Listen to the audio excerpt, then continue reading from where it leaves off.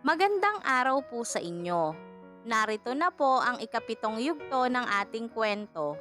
Pero bago po tayo magpatuloy, paki-like po ng ating video, paki-click din po ng subscribe button, gayon din ang notification bell para laging updated sa mga susunod na uploads ng ating mga kwento.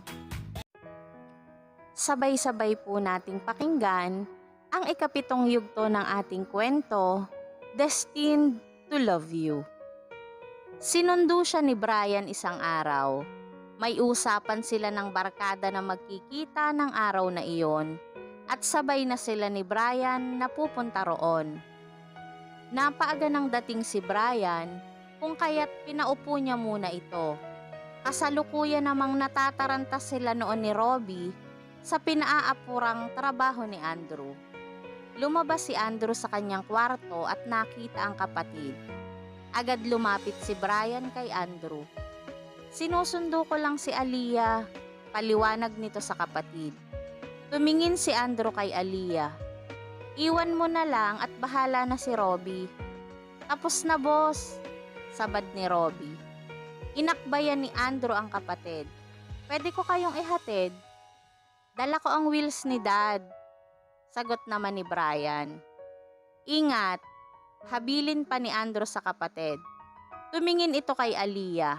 Huwag magpagabi at baka magalit ang lola ni Aliyah. Natawa sa sarili si Aliyah. Naalala niya ang kanyang kuya Rafi, na gayon din kung siya ay pagbilinan. Hindi kaya naghahanap lang siya ng father image kaya pinapantasya niya ngayon si Andrew?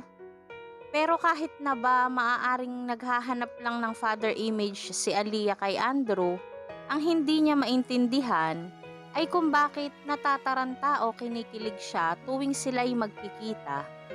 Mabuti na lang at nakakayanan pa niyang itago ang kanyang tunay na nararamdaman. Masaya ang barkada. Naroon na silang lahat sa usapang lugar, puwera si Bianca. Nasabihan niyo ba si Bianca? Tanong ng isang barkada. Siyempre, may sarili silang date ng boyfriend niya. Maagap na sagot ng isa. Napatingin si Aliyah kay Brian.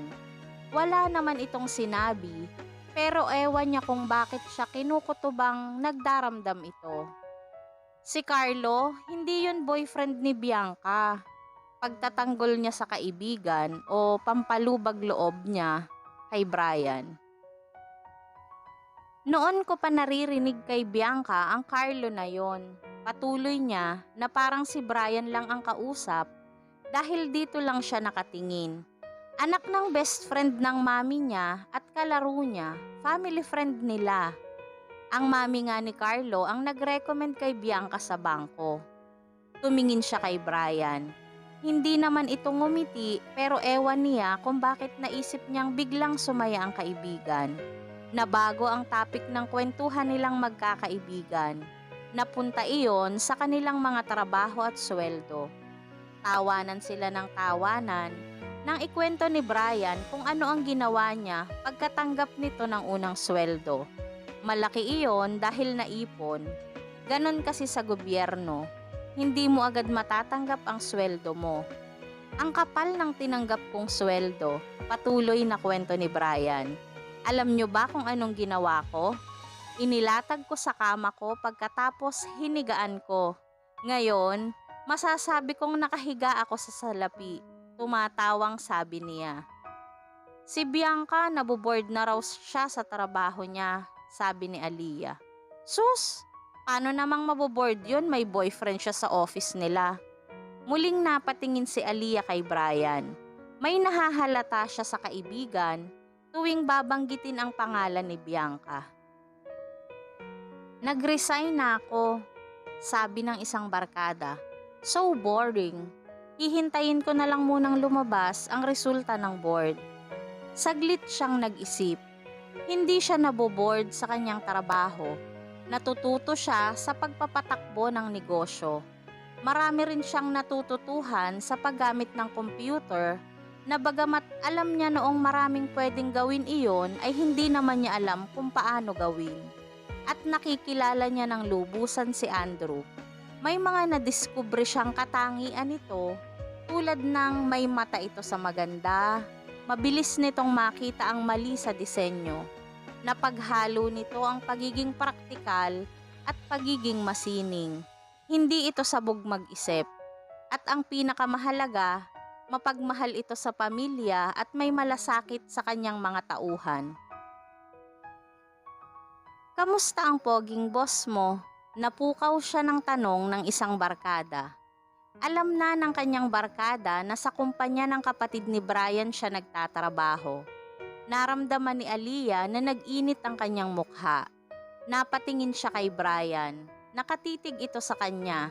Hindi niya mabasa ang isinasa loob nito. Hoy, ano ka ba? Saway ng isang kaibigan. Hindi mo ba nakikitang nagbablush na si Aliyah?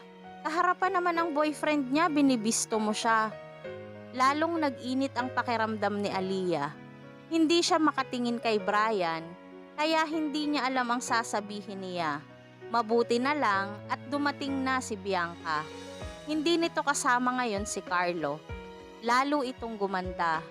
Sosyal talaga ang dating nito dahil nga sa ito ay balingkinitan, maputi at makinis. Napatingin siya kay Brian. Hindi maikubli ng mga mata nito ang matinding paghanga sa kagandahan ni Bianca. You're so gorgeous! Puri niya kay Bianca at hinalikan ito sa magkabilang pisngi. Tumawa si Bianca. Ikaw nga dyan ang sobrang blooming. Tumingin ito kay Brian. Iba na ang may nagpapaganda. Masaya silang nagkamustahan. Lumipat sila sa isang bar para ipagpatuloy ang kwentuhan bilang pakundangan sa naghihintay na mga customer ng restaurant nilang kinainan. Nakiramdam si Aliyah kina Brian at Bianca. Madalas niyang mahuling malagkit na nagtititigan ang dalawa. Gusto niyang tuksohin ang mga ito pero hindi niya gawain ang manukso. May gusto sila sa isa't isa, sabi ni Aliyah sa sarili. Nanulay ang ngiti sa kanyang mga labi. Natutuwa siya para kay Brian. Sa lahat ng kanyang kaibigan, si Bianca ang pinakagusto niya kahit pa ito ang pinaka-controversial. Sinasabi nito ang nasa loob kahit pa iyon ay hindi popular. Madalas silang masyak na magkakaibigan sa mga pronouncement nito, lalo na ang mga pananaw nito sa politika at lipunan. Kahit hindi siya sumasang-ayon sa lahat ng sinasabi nito, iginagalang niya ito dahil hindi ito ipokrita. Pero sa larangan pala ng pag-ibig, mapagkunwari ito. Itinatago nito ang damdamin at idinadaan sa panunukso sa kanilang dalawa ni Brian.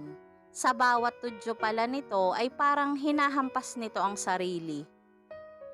Kailangan maging mapagkunwari sa larangan ng pag-ibig sa loob-loob niya. Habang alanganin ka pa kung may katumbas ang iyong damdamin, dahil kung magiging matapat ka, isasalang mo ang iyong sarili sa kahihiyan. Inihatid silang isa-isa ni Brian sa kani-kanilang bahay. Sila ni Bianca ang pinakahuling ihahatid nito. Ginawa ni Aliyah ng paraan na mauna siyang ihatid kaysa kay Bianca. Ginawan din niya ng paraang sa tabi ni Brian maupo si Bianca. Nakasampay ang tensyon sa pagitan ng dalawa. Iyon ang palatandaan ng pag-ibig, naisip ni Aliyah. Parang may high tension wire na dumadaloy sa paligid.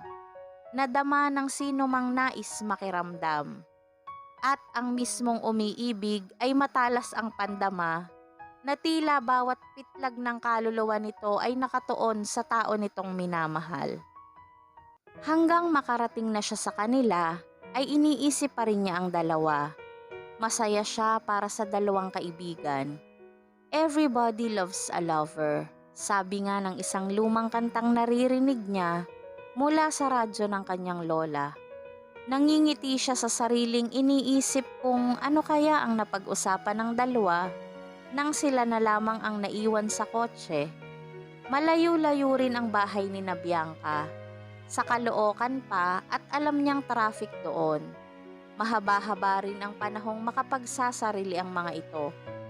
Sana, ipagtapat na ni Brian ang kanyang niloloob.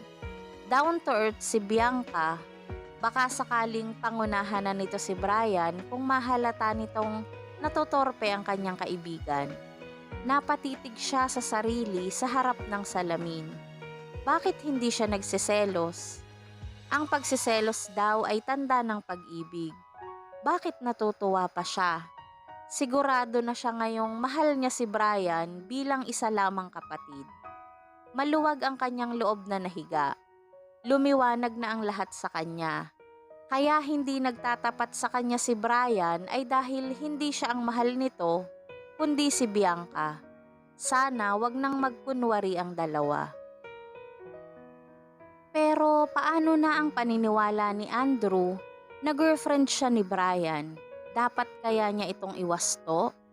Smokescreen ba ni Andrew ang pagpapares sa kanila ni Brian kahit masakit sa loob nito? Wala siyang makitang palatandaang may pagtingin ito sa kanya.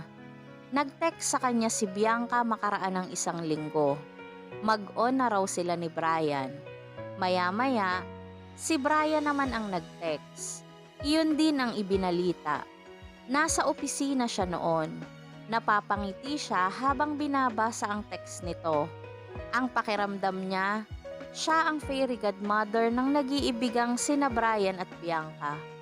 Napapikit ang kanyang mata at siyang-siya siyang idinikit sa tapat ng kanyang puso ang cellphone pagkaraan nilang magpalitan ng text ni Brian. Lubos niyang nakalimutang nasa loob siya ng kanilang opisina. Nagulat pa siya nang biglang magsalita si Andrew. Sorry kung naistorbo kita pero kailangan ko na ang actual cost ng ongoing project natin sa Alabang. Nataranta siya. Hinalungkat niya ang mga papel sa kanyang mesa. Nasa computer mo, wala ka pang hard copy. Paalala ni Andrew. Hiyang-hiyang tinungo niya ang computer. Kay tagal niyang ginagalaw ang mouse na parang hindi alam ang bubuksang file. Alabang ang ginamit mong file name. Parang naiinip na sabi ni Andrew. Isunod mo na lang sa kwarto ko ang printout. Pero hindi naman tuminag si Andrew sa harap ng kanyang mesa. Mataman siyang pinagmasdan nito. Si Aliyah naman ay parang aligagang nakatitig dito. May ilang sandali ring napagkit sila sa isa't isa. Biglang naging pipi ang kaluskos ng mga rumaragasang paa sa loob ng opisina. Biglang parang may ibinabang telon na tumakip sa ibang taong naroon. Mahirap palang love-struck ang assistant mo. Pabuntong hiningang sabi ni Andrew at pumasok na ito sa opisina nito. Natauhan si Aliyah. Nagmamadaling binuksan niya ang file. Hindi niya mabigyan ng pangalan ang nararamdaman. Nahihiya siyang di niya mawari. Nakasama yatang nalaman niyang umiibig siya kay Andrew. Nakatuon dito ngayon ang kanyang kamalayan. Binibigyan niya ng kahulugan ang bawat katagang bitawan nito. Kailangang mag-isip siya ng malinaw. Sa ngayon, siya lang ang umiibig kay Andrew. Wala itong ipinahihiwatig sa mga ikinikilos nito o sinasabi. Ang pagkakaalam nito ay girlfriend siya ni Brian. Hahayaan niyang isipin ni Andrew na sa kapatid nito siya umiibig. Mabuti iyong itago na lamang ang kanyang tunay na damdamin. Dihado ang babaeng nagpapahayag ng damdamin. Ayaw ng mga lalaking pinangungunahan sila. Iyon marahil ang naging katuwiran noon ni Bianca at iyon din ang kanyang magiging patakaran. Pinagtikom niya ang mga labi at huminga ng malalim. Yumuko siya at inaninag sa salaming nakapatong sa kanyang mesa ang sariling anyo. Isang babaeng umiibig ang natunghayan niya roon. Mas malalim at makinang ang mga mata. May rosas sa bulo ng pisngi at alam niyang mabini at malamyos ang kanyang kilos. Ang larawang ito ang magkakanulo sa nagniningas na apoy sa kanyang puso. Subalit ang pagbabago ng anyo ni Aliyah ay iuugnay ni Andrew sa marubdob niyang pag-ibig kay Brian. Tiwala sa sariling pumasok siya sa kwarto ni Andrew. Naabutan niya itong parang may malalim na iniisip. Nginitian niya ito ng buong tamis. Iniabot niya rito ang hinihingi nito kaninang papeles. "Sir, pasensya na kanina," kiming sabi niya. "Medyo nadala lang ako sa mga text sa akin ni Brian." "Don't mention it," sabi nito na halos habulutin ang iniabot niyang papel. "Mabuti na lang at alam kong kapatid ko ang katext mo." Patuloy nito habang maingay na binubuklat ang papeles. Tumingin ito sa kanya ng tuwid. "I discourage texting during office hours, lalo na kung ganitong may nirarush tayong trabaho." "Sorry po sir," ang tangi niyang nasabi. "Iwanan mo na sa akin ito. Bigyan mo ng kopya si Robbie." May himig pagtataboy ang boses nito. Bumalik siya sa kanyang upuan.